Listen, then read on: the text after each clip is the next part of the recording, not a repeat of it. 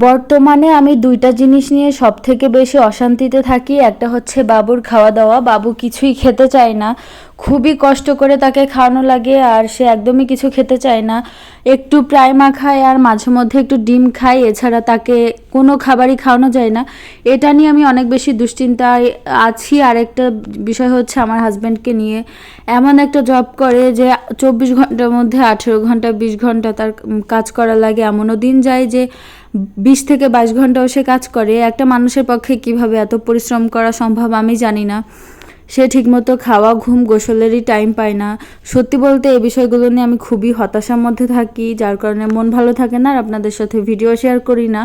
আজ হচ্ছে আমি মায়ের কাছ থেকে নতুন একটা রান্না শিখছিলাম, তখনই কিছু ভিডিও রেকর্ড করেছিলাম, ওইটাই শেয়ার করছি আপনাদের সাথে। তো এখানে আমি রান্না শিখছিলাম মুরগির যে ছাট মাংস থাকে, পা, কলিজা, গিলা, এগুলো দিয়ে বুটের ডাল দিয়ে রান্না। এটা কিন্তু আমাদের বাসার সবার অনেক পছন্দের।